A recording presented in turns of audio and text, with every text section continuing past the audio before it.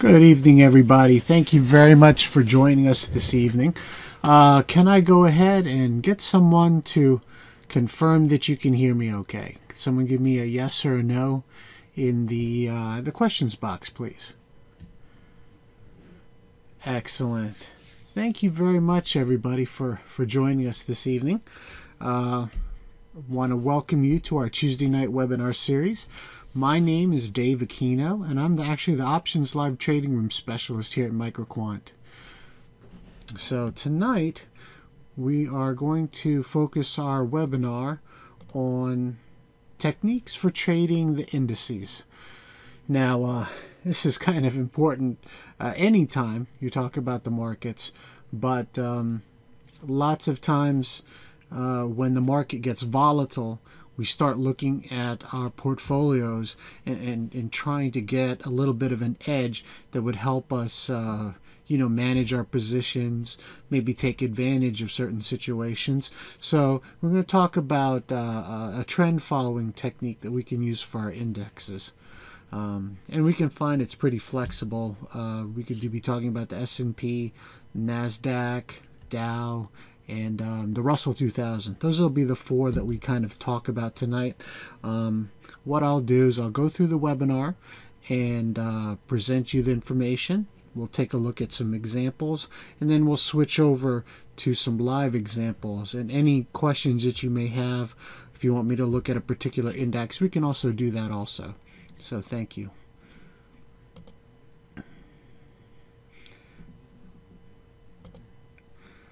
Okay, well, just first of all, before I go ahead and read this risk disclaimer to you, I just want to recognize a couple of people. Thank you very much, everybody. Several of you I know from previous webinars, previous visits to my Options Live Trading Room. So I just wanted to tell everybody hi and good evening. Some nice comments there. I appreciate that. Okay, just a risk disclaimer. So we at MicroQuant want you to know that trading or investing carries a high level of risk and is not suitable for all persons. Before deciding to trade or invest, you should carefully consider your investment objectives, level of experience, and ability to tolerate risk. Now, this content is subject to change at any time without notice and is provided for the sole purpose of education and assistance in making independent investment decisions. ValueCharts.com has taken reasonable measures to ensure the accuracy of the information contained herein. However, ValueCharts does not guarantee its accuracy and is not liable for any loss or damage which may result directly or indirectly from such content or from an inability to access such information or any delay in or failure of the transmission or the receipt of any instructions or notification in connection herewith. Any past performance results are shown for illustration and example only, are hypothetical, and as such have many inherent limitations. No representation is being made that any account will or is likely to achieve profits or losses similar to those shown. The most important thing, past performance is not necessarily indicative of future results. Okay, CFTC Rule 4.41. This is a government-required disclaimer. The CFTC wants you to know that futures and options trading not only has large potential rewards, but also large potential risks. You must be aware of the risks and be willing to accept them in order to invest in the futures and options markets. Do not trade with money you cannot afford to lose. This is neither a solicitation nor an offer to buy or sell futures, stocks, or options on the same. No representation is being made that any account will or is likely to achieve profits or losses similar to those discussed in the website. The past performance of any trading system or methodology is not necessarily indicative of future results. If you have any questions on either of these two disclaimers, feel free to go ahead and contact us at MicroQuant. Okay, now moving on to the topic of tonight's webinar. Techniques for trading the indices. Okay, again, tonight what I'm going to be first talking about are the indicators we use in trading here at Value Charts. Specifically the value charts and by extension the value bars indicators. We also use MQ regression and MQ trend. They are part of the MQ indicator suite that measures trend direction and momentum. And then another indicator that I occasionally use is the exponential moving averages. Usually I use an 8-period index, 8-period EMA and a 21-period EMA. More so the 8. Okay, and then we will be talking, after we go through the indicators, we'll go ahead and talk about the trend following trade that we use on the indexes. Okay, so before we start talking about the specifics of the indicators and the setups, I'd just like to, again, I know a lot of you that have been here for our Tuesday night webinars will be familiar with this. It's kind of how our fundamental outlook on technical analysis. And what we basically, the way we see it, is there are the 3 most important components of technical analysis: price, value, and momentum. Okay, now by combining all 3 of these components together, we believe it provides the most valuable outlook of the current makeup of a market. Okay, so for price, again, we use traditional price charts. You've seen them before, the open, high, low, close bar charts. For value, we use our proprietary value charts indicator, and as it's applied to the traditional price charts, the value bars indicator. For trend, I'm going to jump down here. For trend following, in our MQ momentum indicator suite, we use MQ regression and MQ trend. I'll go into details with those a little bit. And then to gauge momentum, which we won't really get into a whole lot of detail in this webinar, is MQ momentum. Those of you that have participated in the Options Live Trading Room know I use MQ momentum. This is my right arm, basically. That and my value bars indicator. But for momentum, we use the MQ momentum indicator. Now, the settings that we normally use with value charts and value bars is a 5-bar analysis period. We use MQ regression, a 100-bar analysis period.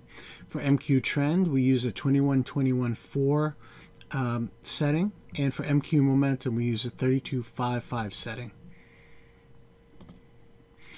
Okay, just want a quick touch again, if anybody's not familiar with it, the nature of value charts. Now, value charts and value bars basically provide the value look at the market.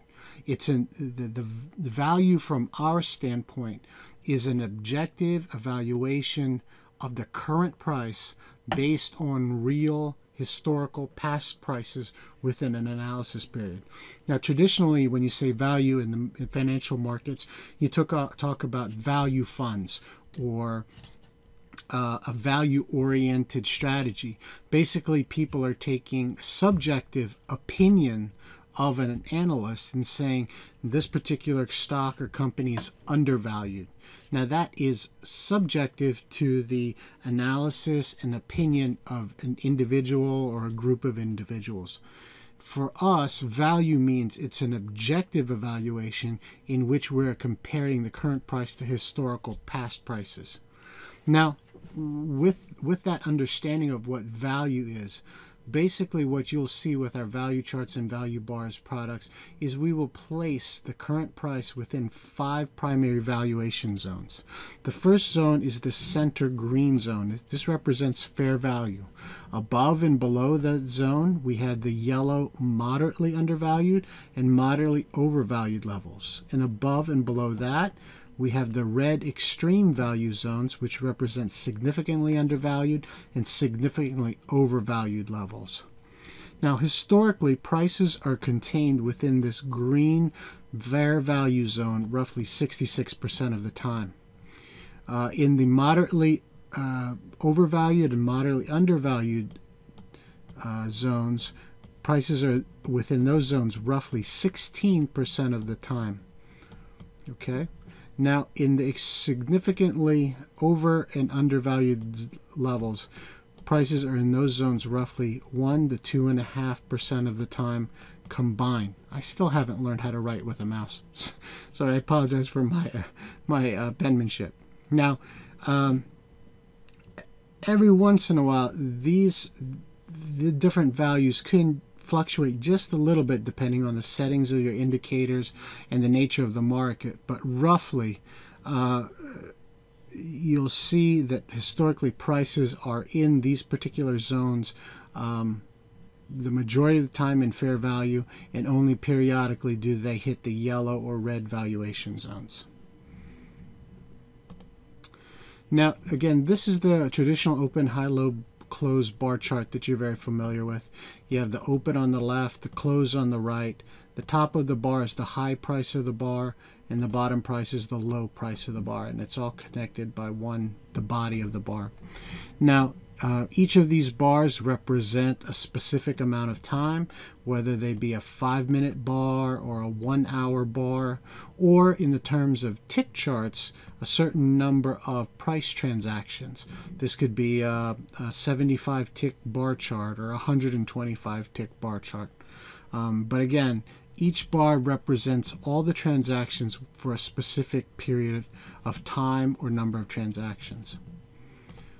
Now, you can see here's our value charts indicator right here, and in conjunction with a traditional open, high, low, close bar chart. And what you can see is how, like in the instance of this particular bar, that the prices in the top here are in the extreme valuation zones, the significantly overvalued level, and then the bottom 2/3 of the bar are in the yellow overvalued section, the moderately overvalued section. Okay, if you come down here, you look at these historical prices, you can see that prices in this zone here are actually in the green fair value zone. Down here, again, significantly undervalued. So that's how value charts illustrates value in conjunction with the traditional price chart. Now, if we are in quick moving markets, if this is say a tick chart for instance, or a 1 to 2 minute chart, these bars form very quickly, and it's kind of hard to see information on two particular sets of bars. So that's why we created value bars. Now you can see how we have placed the color coding of the value charts on top of traditional open, high, low, close bars. So not only can you see where the current price is, but you can also make note of what valuation zones that price is currently in. Again, this greatly aids you in both identifying both price and value very quickly. And as you can see, speed is very important when we trade we trade quick moving markets, especially if we're trading intraday. Okay, here I want to show you our MQ regression and MQ trend in the, indicators. Both of these are what I refer to as trend following indicators. MQ regression is this continuous line that goes from red to green to red. Now basically it's very simple type of indicator. Again, we set this at a 100 bar analysis period. When the line is red, the trend is down or bearish, so the prices will have a tendency to go down. When the bar is green, when the line is green, that is a bullish or positive indication, and prices will be trending upward. Okay, that's basically it. It does not necessarily make a particular line like a moving average through the bars does, but basically the information we get from MQ regression comes primarily from the color of the line. Okay, MQ trend is another indicator. we primarily format it in our options live trading room as these dots, okay? And basically they are a particular distance away from the current prices, and it really is straightforward, just like MQ regression. When the dots are green, that signaling a positive trend, okay? If they're red, it's signaling a negative trend. Now, usually MQ trend and MQ regression, we use them together. Yes, that is correct, Naga. We use them together because there are instances where, like this, they're coming down. It goes flat here, and it goes negative on MQ regression, and then MQ trend is still green. They are disagreeing with each other, so normally that is a conflicting signal until it comes down past a point where they start to agree. This point here where MQ regression is red and MQ trend turns red. So at this point we can feel comfortable in being short, where this is very bullish. When prices are coming up here, this is the point here where MQ regression and MQ trend both turn green. So you can feel comfortable in going long here. Now, you don't necessarily have to have both, but there are trading setups where we will actually wait till both are in agreement. Okay? In faster trading markets, I tend to follow, personally, I tend to follow MQ regression and its color, and basically trade more aggressively once both are in agreement. But because I trade momentum also, that I also will, if momentum is bullish or bearish, I'll trade with MQ regression, and I'll be watching for the MQ trend dots to actually flip over to red. And sometimes that happens. You can. I'll show it later in the trend following setup, but I just wanted to demonstrate basically how we use MQ regression, MQ trend in terms of when they are both agreeing. That gives us the green light in this case to be bearish, or at this light here to be bullish. Okay. Now this is don't worry, Naga, I will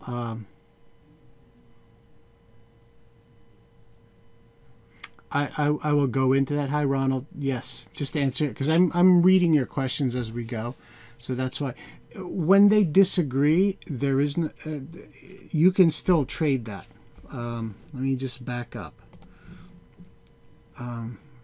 Sometimes there are trend following setups that they're pretty much black and white, okay? Both of them have to be in agreement, buy them at a value level and go long.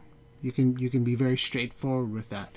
What I'm telling you is there are periods of time, large periods of time, where they're not in agreement. But like in this case, there is a potential right here when MQ regression turns red, it's still, MQ trend is still green, but if momentum is definitely negatively sloped, you don't see MQ momentum, sorry, it's cut off here, it's okay to go short.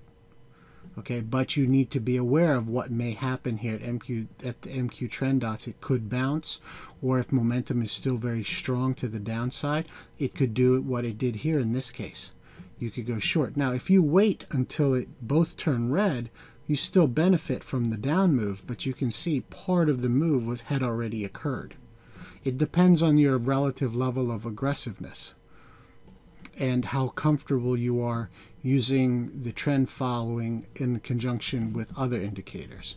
But if you're looking for a straightforward trading setup, you can always say as long as they're both in agreement, it's okay to go short, and you do it at this level. Okay? Now let's do this. I'm going to work through a couple of more things. I'll show you on the examples that I have, and then I will go through and then show you on some live trades, because I see there's a lot of questions on implementation of this, and those are good questions. I'm glad you guys are active and it's triggering some questions for you. That's excellent. Okay, so but basically I want you to understand how MQ regression and MQ trend help us determine the trend, and then therefore it gives us a filter in which we can know which direction to take a trade. Okay, now the last indicator we want to talk about is MQ momentum. Now this is the indicator that I was also talking about back here. You know, if momentum is strong to the downside, you can see that here. This is the traditional chart, and you can see price action is going down. You can see here with MQ momentum, it's comprised of a fast line, the solid line, and then a slow line, the dotted line, and this histogram bar. When the histogram bars are red and maybe growing in length, if the indicator is negatively sloped, then it's giving me a bearish direction of momentum. When prices are going up, you'll see that MQ momentums, the histogram bars are usually green, and they're growing, like in this case. Now, they're positive. You can see also the fast line has a positive slope, so that's also bullish. Okay, so you know, this is what I was talking about earlier. When you're using MQ regression, you can see that maybe it's going down like this. As long as you understand how strong momentum is, then even if the MQ trend dots are down here, you don't necessarily have to wait until they're both in agreement before, because you see MQ regression saying it's bearish, momentum is carrying it down. This is definitely bearish. So as long as you get in at the correct level, value level, it would be okay for you to take a bearish trade, okay, and vice versa. Okay, again, I'll show it to you, and we'll go through that. Okay, so basically, when we trade these indices, to give you some basic rules, what we are trying to do is utilize the trend following indicator. Again, in this case, MQ regression. I'm going to have to try to write again. That's terrible. MQ regression. I'm not going to torture you anymore. And MQ trend. Okay, as a filter. If we're bullish, we're only going to take long signals. If we're bearish, we're only going to take short signals.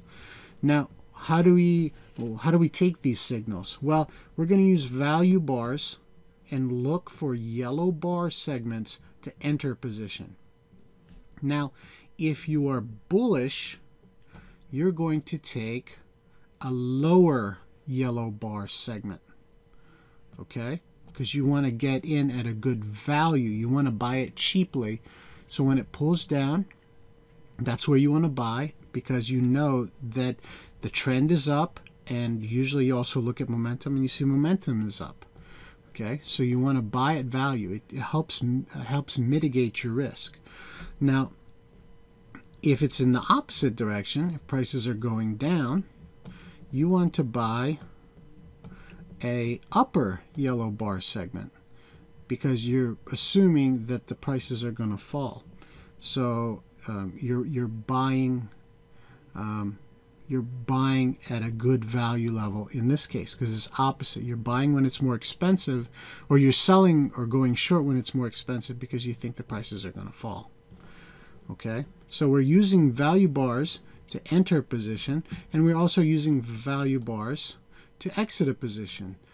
And I will show you on a chart, but just for you to know, the yellow bar segment that you're going to use as an exit point, opposite from where you bought it. So if I bought a lower yellow bar segment here, I want to sell at an upper yellow bar segment here. If I went short at a upper yellow bar segment, I want to buy it back at a lower bar segment. I'll show you what that looks like. Okay? Give me 1 second here. Sure thing, Ron. Ron, we're actually not doing divergences tonight, even though you know that's my favorite. But anyway, just to go with the example here, what I'm saying is you can see on this daily chart of the Dow ETF, the diamonds, you can see that MQ regression is green. MQ trend, in this case, is green. So we have permission to go ahead and be bullish, okay? All right, bullish, okay? So we think prices are going to go up. Now, the question is, now we look at our value bars indicator, which is right on top of our price chart. Where do you want to buy? Okay, you want to buy, if you're bullish, you want a lower yellow bar segment. Okay, you don't necessarily want to buy up here because it's already expensive. Remember the percentages? 16% of the time prices are down here. The extreme red value segment down here is roughly 1 to 2.5% of the time. So you really, if you buy in this area here, 83% of the time prices are normally going to be above it. So that's why you buy here, because if you're buying at value, prices are more likely to drift into the green fair valuation zone. So, and less likely to go against you. Okay, so the trend is up. MQ trend is up, MQ regression is up, and I don't have momentum here, but chances are momentum is positive. Maybe the histogram is green, and you get a lower yellow bar segment. This is where you want to buy. Now the trade basically is you buy at yellow here, you sell at yellow here. Okay, so you keep going, keep going, keep going. Here's yellow bar segments down here. You want to buy down here and follow it up, follow it up. Here's the first yellow bar segment here. There, just like that. And then prices come down. MQ, everything's still green. You buy here, you sell here. You buy here, you follow it, see, and you sell here, okay? And sometimes it's, you know, it's not a perfect system because we did pull back here, and then but we're selling up here. So as long as you're buying in value, you can see usually you don't even have prices that revisit these lower segments, okay? And you just keep following it up. Now, I'm sorry, I'm just reading real here. Do you need more than just bar colors for a trade? To keep this particular trade simple, we're just talking about MQ regression and MQ trend. As long as those are both green, you can be bullish. Now, when we are bullish, we buy at undervalued, sell at moderately overvalued. So you buy the lower segment, you sell at the yellow other segment. Now you just look at this and say, well, Dave, that's great if I'm just buying and selling, buying and selling. What happens if I have a portfolio? Okay, well, this is what I tell people in my options live trading room. Let's say you had 100 shares of General Electric. Okay,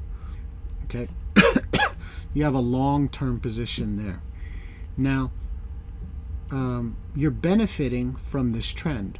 Okay, now I'm an options trader and I have some extra money on the side. Why don't I also trade with one contract? God, that's terrible. Sorry, one contract. Okay, in conjunction with the 100 shares, I can buy and sell one contract of GE, which basically controls another 100 shares.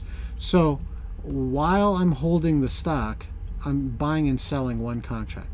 I will buy one contract here, one call, and I'll sell the other call here. I'll sell a call here. Okay, I'll wait for another segment. I'll buy a call here, and I'll sell a call here. Buy a call here, sell a call here. What am I doing? I'm taking advantage of the price action, it's a bullish price action, and taking smaller additional trades. Okay? This is basically, if I 100 shares here, if I make enough in each of these small scalps to say buy another 5 shares of GE, Okay, here's one trade, that's plus 5 shares. Here's another trade, here's an equivalent 5 more shares. Here's another trade, 5 more shares. Keep doing this, and I'm building, I'm earning more money to keep building the number of shares of GE that I own. That's a very rough example. This could be also done, I'm sorry, we're talking about trading indices. Well, if this is the 500 index, okay, S&P 500 index,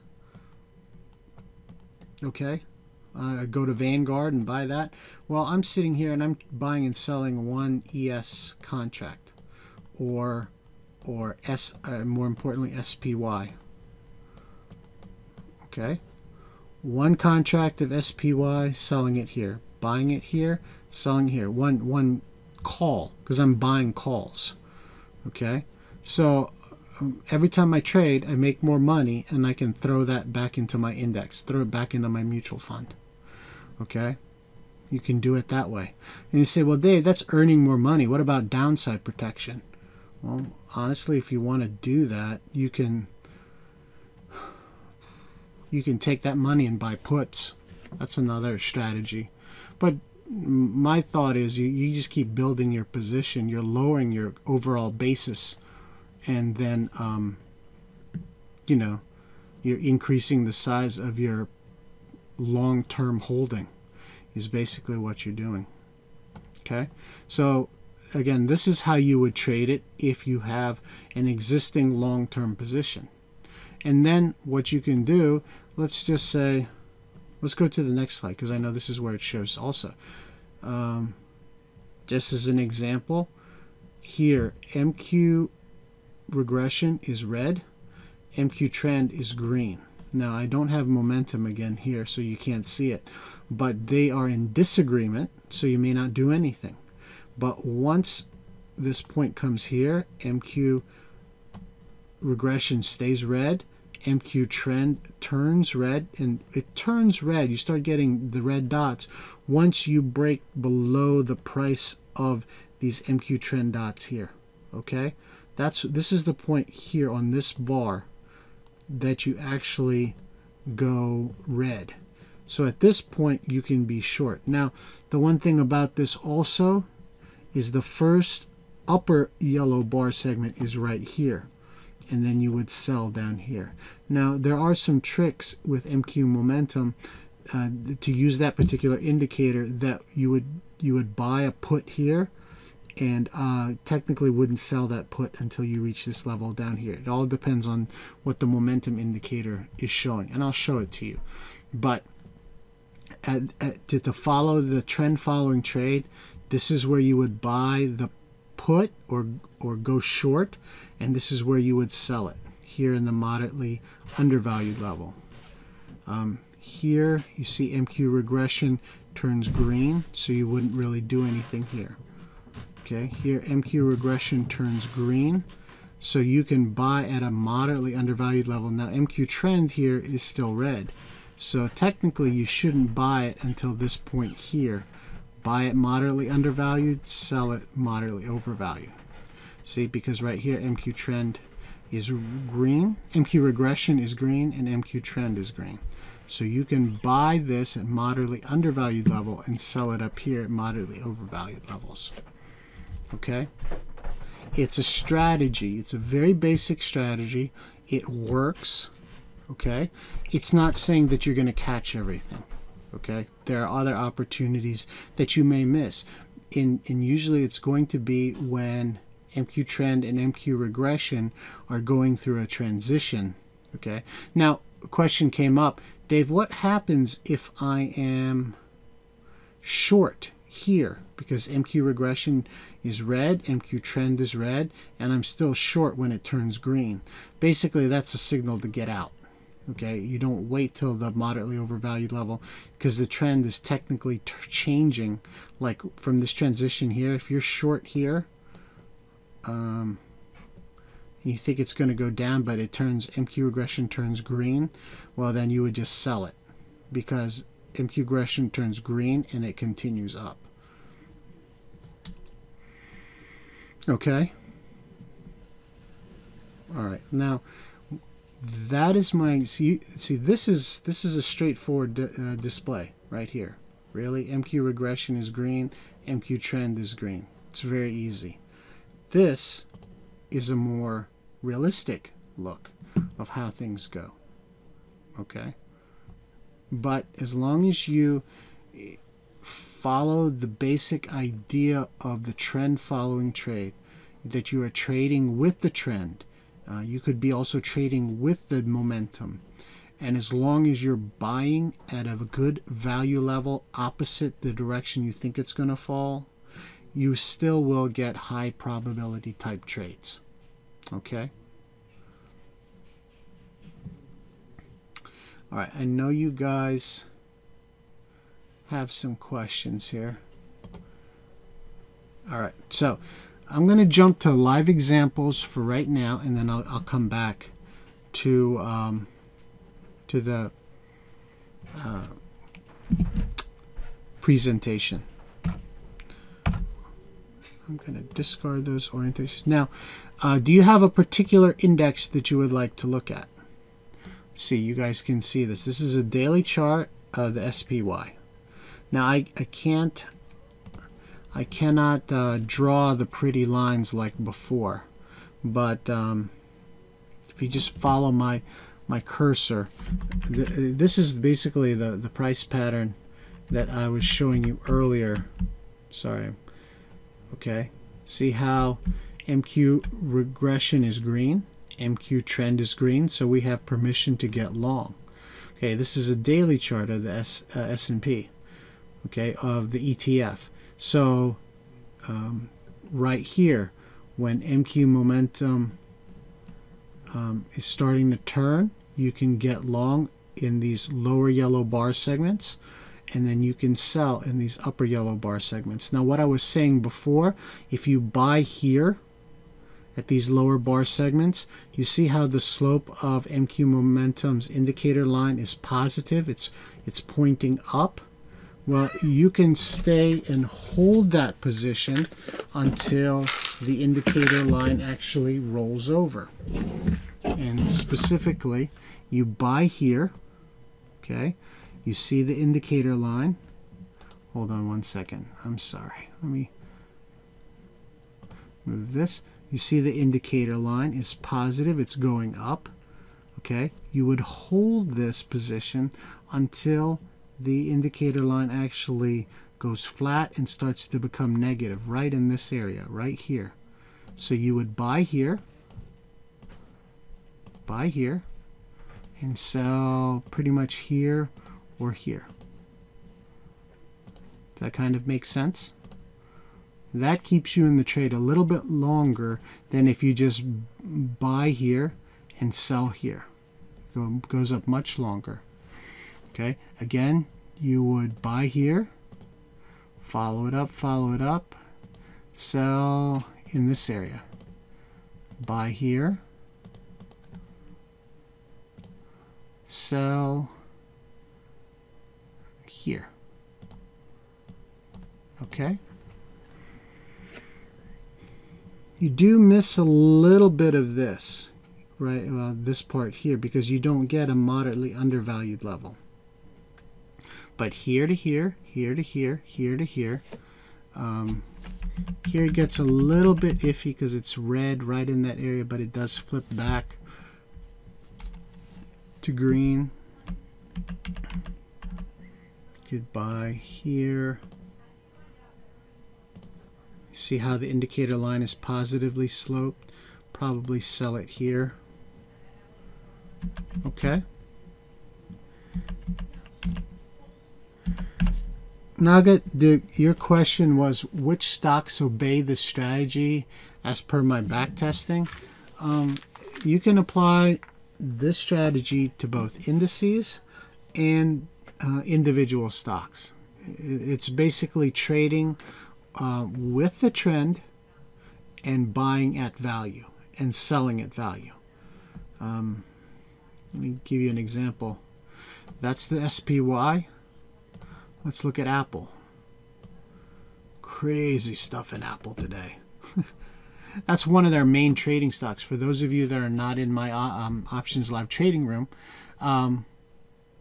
we trade intraday and daily charts. Apple been doing crazy stuff here. It's a little harder to apply. Here MQ trend turned red because we have a lot of volatility. I'd probably have to adjust it a little bit from the standpoint like this area right here. When we get MQ regression, MQ trend both red, I do not have a upper yellow bar segment. These are lower yellow bar segments because they're dropping so fast. See if Google has anything. Please excuse my Fibonacci retracements. This is a daily chart and we've been watching Google. But right here, Google is going up. MQ regression is red. Look for a yellow bar segment, lower yellow bar segment. This is all just moving. Here's one, and you can sell it here. Here's one here. It's here. Now, I'll tell you from experience that, and again, I enjoy trend following, and I think MQ regression, MQ trend provide wonderful indications of the direction of the trend. In our Options Live trading room, we actually tend to use momentum a little bit more. You can actually utilize, say, MQ regression and MQ momentum's indicator line to work together as to find some good points as to get in, like here, and then the indicator line turns positive, and then you can sell it here when the indicator line goes flat. Okay, so that's a big segment right there on a daily. We do this with swing trades, but we do this a lot with our intraday charts. So that's an example of doing it on a daily. NASDAQ, right in this area. Here it's MQ, the Qs, this area right here. Lower yellow bar segments, probably this bar here, because if you look at it in conjunction with the MQ momentum, it just goes from flat to positive. This is a good spot to get in, moderately undervalued level, lower yellow bar segment, and as long as this indicator line is positive, we'll stay in the trade. We'll get out somewhere up here, right there, when the indicator line starts to roll over from here to here. And then it's still green, you can go ahead and buy again here. Moderately undervalued, sell at moderately overvalued levels. Okay, here.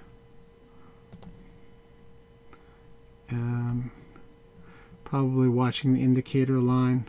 Probably buy here. Here, sell here. Okay, now this is, I show you daily charts. This will also work with 30 minute, 60 minute charts. But that's the Qs, the ETF. Okay. Do you guys have any questions? It really is a straightforward trend following strategy. Now, it works quite well when you have these long segments of trending markets.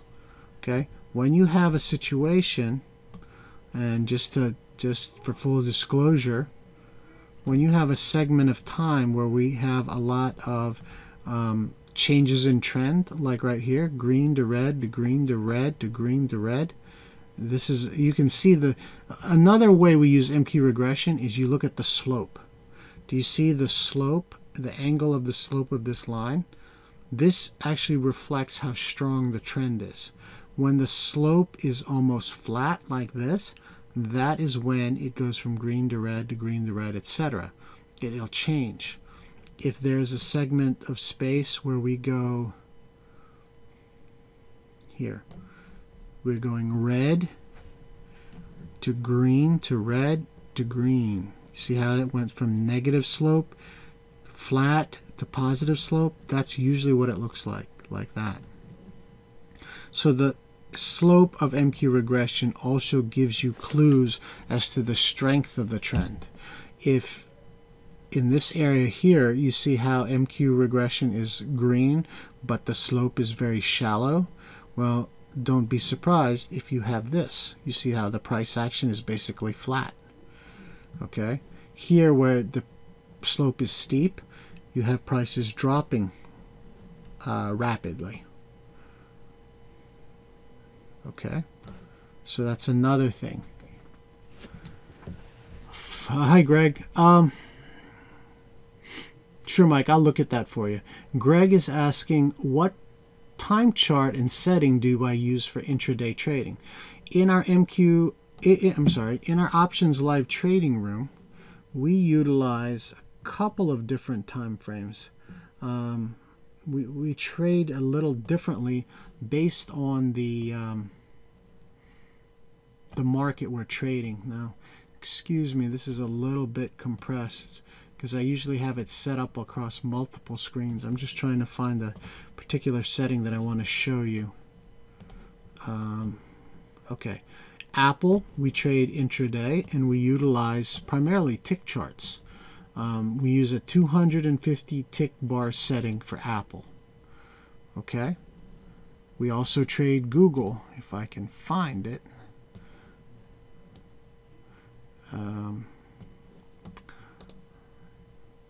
Bear with me 1 second here.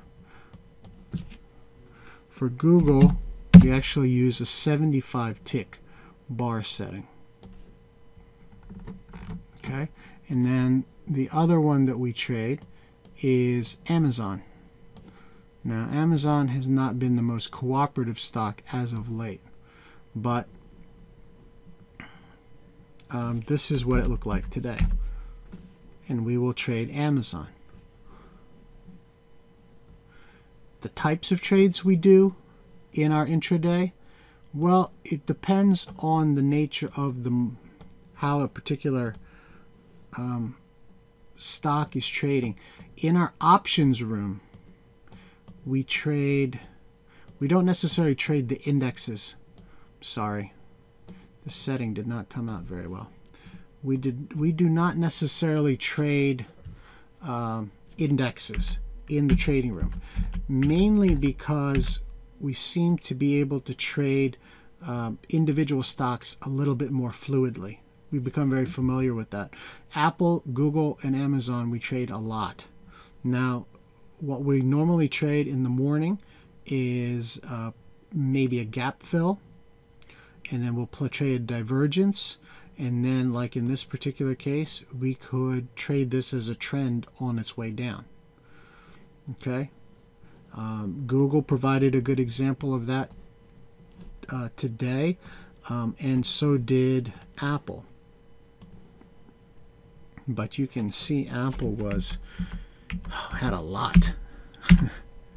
All right, I'm sorry it's a little compact, but I wanted to show you the entire day. Apple opened up lower, came up here, filled the gap. We traded that, and we traded sideways for most of the morning. Okay, usually we'll trade a divergence, like from this low here. Hold on, I'm going to zoom in so you all can see it a little bit better. Okay, just give me a second here. See, we traded this. There's a open lower, and then we trade this gap fill, and then prices came back down, made this low here, made this low here. This is a nice bullish divergence. Traded that, and then kind of settled into this sideways period right in here with the low of the day right here. And then when we broke below that, you can see how MQ regression, MQ trend were both negative, and this thing just fell, because when it broke below 497, now we didn't necessarily trade this because this was already after the room closed, but you can see what Apple did. It went from 497 here all the way to 488. This doesn't do this every day in Apple, but this is a $9 drop. Then we pop back up, and then we settled sideways here. A lot of that had to do weakness in the market, because Apple's actually been quite strong recently. Why different ticks for different stocks?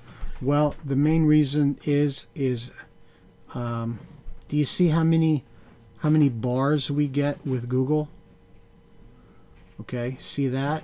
If I use the same size, okay, this is how many bars we get for Apple. See that? We get about, today with the heavy trading, we got about 25 to 30 more bars, because a tick chart is based on the number of transactions. Okay, and it also depends on how quickly these bars form. Apple has a higher level of transactions in it than Google does. Now we want we want the bars to form at a reasonable pace and as a reasonable level of choppiness. I mean, that didn't come out right. A reasonable amount of movement per bar. If we say moved and utilized 25 ticks instead of 250, you see how these bars are all clumped together? It's very hard to trade that. It's very hard to get that in a particular to see that in a particular setup.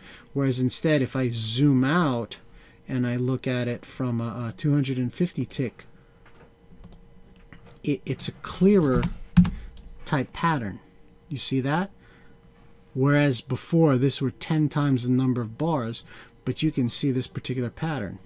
I'm trying to find a nice divergence for you so I can show you.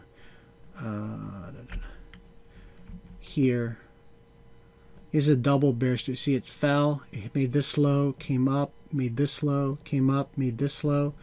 Here's the divergence pattern, and then it pops up. This I did play. I sold here to get out the dots. But, and again, you see how MQ regression comes down, it's red, it flips over and turns green. You see the slope? See how momentum is carrying it? These are all, I'll tell you, because someone asked me the other day, what all the indicators do you use? Well, I use MQ trend, I use MQ regression, I use MQ momentum, I use an 8 EMA, which is this light blue, and I've started using a 21 period EMA. Okay, because I'm looking for crossovers like this. But that's it. I don't use anything else really. I sometimes use what we call a squeeze indicator, but for this purpose on a tick chart, I'm just showing you these. But that's it. I don't use a tremendous amount. Primarily use a lot of momentum indicators. Okay. All right. And there are also times, because someone asked me this, because you guys saw that I had this 125. Hold on. I know I'm using up your time here. Here's Apple. Sometimes I will be looking for a setup in the 100 and like here with the 250 tick bar chart, but I will time my entry with the half size tick chart. It's almost like I can see, I know what the divergence looks like because of the 250 tick, but I will actually see the price start to roll up and a change in the momentum faster in the 125 tick bar chart. You have to come to the room in order to see me do that. But the shorter term time frame produces 2 bars for every one. So I see the turn faster in the tick chart, but I know the formation that I'm looking for because of the 250. Okay? Does that make sense for everybody? Anybody have any more question? Naga? Yeah, a divergence basically is, you see how prices are coming down and this is the course for this low here. This is the corresponding low on the histogram bars. Here's the corresponding location of the indicator line. Prices come down, make a lower low, but do you see how the histogram bars are much weaker? The downside momentum bar is much weaker and the indicator line is higher. Prices go up, they come down for a third time. There's almost non-existent histogram bars, red histogram bars here, and the indicator line is even further up. So whereas the prices are going down, the indicator is going in the opposite direction. It is diverging from the price action. So that's actually showing a higher propensity for prices to reverse and go in the opposite direction. Okay, it's more likely to follow the changes in the momentum indicator than what the prices are doing, because price, in my experience, if I'm reading momentum right, I know which way prices should be going. Because if momentum is strong to the upside, prices have to kind of go in that direction. Okay, you can't keep going lower when the downside momentum is weakening. Prices have to go reverse. Okay, and vice versa. Okay, let me do this. See if I can jump back to my, those were my live examples. So, I mean, do you guys have any additional questions? Kind of used up your hour here. I see that there's some new names on this list, and I appreciate your time this evening.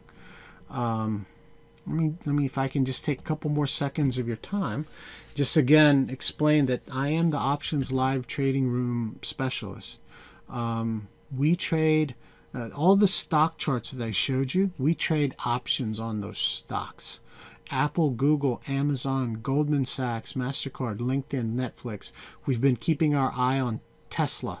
I think it's just been going like a rocket straight up. We trade intraday trades, divergences, opening gaps, and then we also do swing trades. Now, what we do is we purchase, buying and selling directional puts and calls, and then we also do spreads, primarily credit spreads. We do that on a weekly basis. The trading room hours are normally 9 a.m. to 1 p.m. Monday through Friday. The cost is $149 a month. What I can do is if you have questions and like to try the trading room, you can send me an email at dave@microquant.com. You can also go, let me see if I can pull it up here. Let me go to valuecharts.com, and if you go here to, okay, this is the home page. Go down here to Learn to Trade. Oops, this is actually my Fundamentals of Options workshop. It's next Thursday. But here, live trading room on the left side, it says Options. Click here and sign up for a free week's trial. Okay, come in and we'll send you a link every day for a week and get you right into the room. You could trade along with us, see how you like it. Okay, so again, you know, if you have any questions regarding the room, regarding the strategy I talked about tonight, feel free to drop me an email at dave@microquant.com. I'll be happy to reply to you, answer any questions that you may have. Okay? You're welcome, Naga. I remember you from last time. You know, please feel free to sign up for the free week. I'd like for you to be able to experience it more. That way I'll have more time to answer some questions for you. Okay? All right. But, you know, if you have any questions at any time, any of you, feel free to drop me a line at dave@microquant.com. I'll be happy to help. I can learn a lot from people's questions, so I appreciate your time. So, again, if we don't have any more questions here, I just wanted to say thank you again for spending time with me in this webinar session.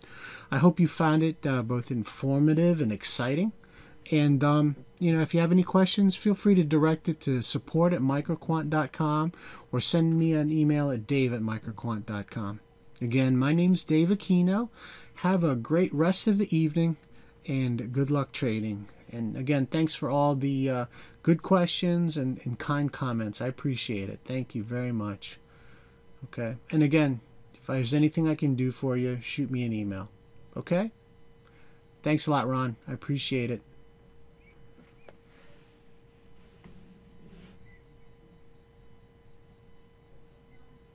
All right. Everybody have a good evening. I was just double checking, make sure no one else had any more questions. All right. Take care.